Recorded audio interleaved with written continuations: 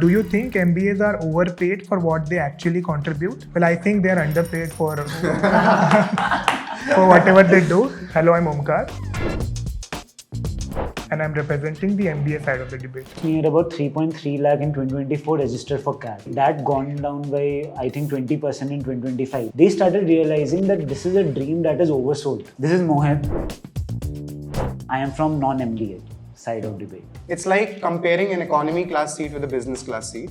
So you get a better network. Economy here, US. Of course, we know it already. Hi guys, this is Guneet. I represent the MBA side of us. It is very easy to make it out that they are MBA folks because they will make it clear that you are aware that they have done an MBA. Hello, I'm Ankit. I will also be presenting the non-MBA side of the debate. Okay, so let's now start the debate between MBA folks and non-MBA folks. So let's get started. Can you tell if someone has done MBA just by working with them? Is there a noticeable difference in thinking, communication, or problem solving? So I have worked with a lot of folks who are MBA and non-MBA. The core difference between these folks is there's a lot of structured thinking, effective communication, and a problem-solving approach is completely different. Just wanted to add to this. Most MBAs are actually have gone through a lot of stress scenarios, and it actually shows when you talk to them. They, be it in terms of their communication skills or their critical thinking or their problem solving abilities. I mean, these may sound like buzzwords, but actually when you're working with them in a cross-functional setting, that actually shows. It is very easy to make it out that they are MBA folks because they will make it clear that you are aware that they have done an MBA.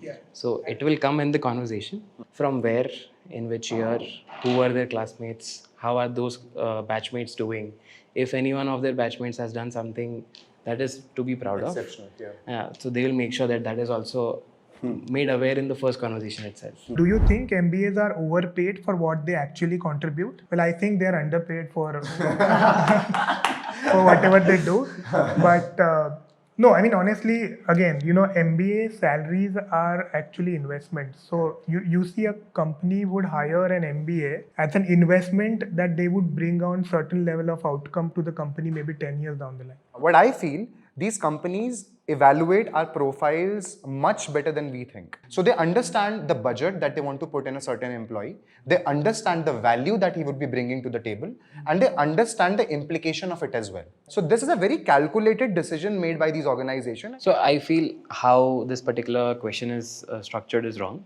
I feel this could be asked for any individual. The negotiation chip which comes with an MBA tag, that actually helps you have a, at least if not the ceiling, but definitely a bed. That where would that particular compensation fall? It will not go beyond that particular level. Okay. For a non-MBA folk, maybe that Bracket will be less lower. bracket will be much lower. If an MBA costs 25 to 30 lakhs and you end up paying significantly more because of the interest over the years, how does the math still justify? So I think this question is talking about the return on investment for an MBA. So I'll talk about my case. I paid somewhere around 30 lakhs with interest, an opportunity cost of somewhere around 1.5 years, which would amount to, again, somewhere around 30-35 lakhs. So a cumulative cost of somewhere around 60-65 lakhs.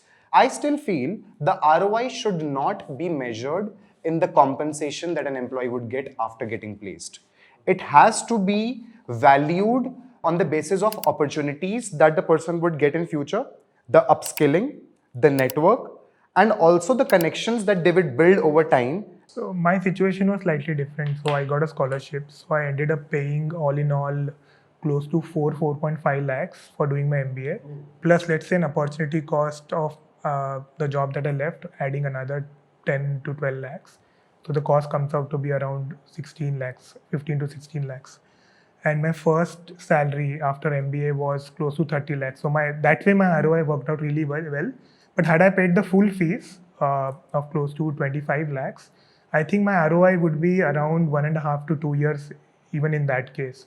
I think when I graduated in 2021, I was very certain that I never want to do an MBA. I'll tell you why. Because first of all, my college gave me enough exposure to make a lot of network. In the end, if money doesn't matter, right? If we can keep money aside, Yeah. and if we judge MBA and non-MBAs Based out of value. based out of value, Yeah. I think if you are able to get that kind of exposure. So my college like course and curriculum was equipped in that way that I never had to explore an MBA further.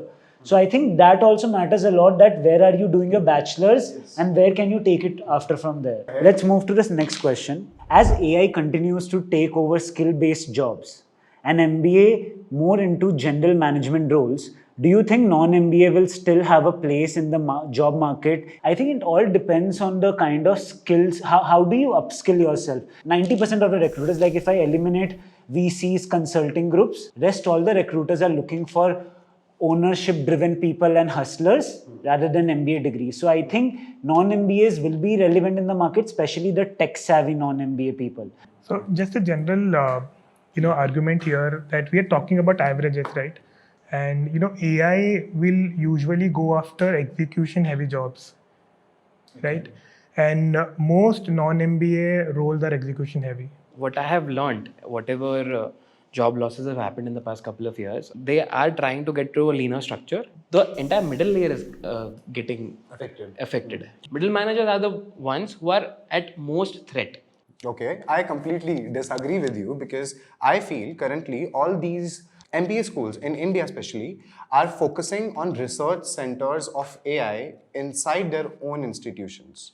So it's actually building up a relationship with all these tech giants, providing them talent and training for the things that they want the new folks to come up and be trained for. With organizations, at least what I have seen in the last 5 years, organizations are moving to profitability now. They need more leaner teams and things that can be automated. I think that they are okay to do with anybody, irrespective of whether that person has MBA or not. It's like comparing an economy class seat with a business class seat. So you get a better network.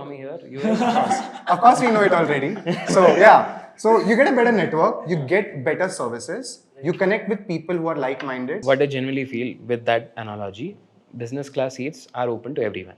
Okay, Yes. it is possible that it is a little easier for MBA folks, but it is not the case anymore that business class seats are not open to non-MBA. Now, my argument here is it's the speed of adaptability. Correct. It could be speed of adaptability could be high for non-MBA folks because they have dealt with a lot of more changes in their career to get to where they are. That is my understanding of how a non-MBA role functions. It could be that the lethargy or the speed of execution of MBA folk could be slower. That's the reason that I think non-MBA folks have a little edge here. In a year, 3.2 to 3 lakh people appear for CAT, but only 5 to 6,000 people make into IIMs. With only 2% making it to the top institutes, is the MBA dream realistic or an oversold? Well, I think it is still realistic. It's not oversold.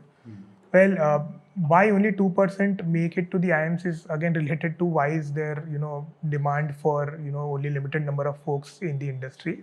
And all in all, I think the MBA programs are designed it to be exclusive because they are designed to identify and train talent who may be then useful in these industries to take up different challenges. Adding on to this, I feel we have to accept the fact that we live in a very highly competitive environment.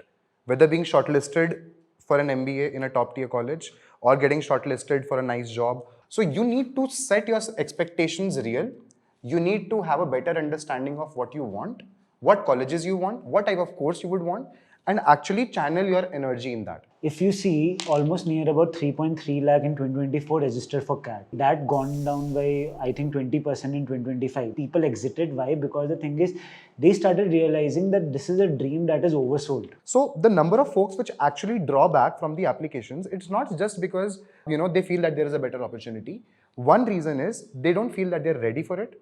Second, they haven't evaluated that option professionally, like whether they should go for it or not. And third is, if they get a better opportunity in the meanwhile, they will switch to that. If MBA was fully funded, would you still skip it? I won't. I think it's more about ROI, right? I think, see, obviously we also upskill. So I think it's more about the ROI.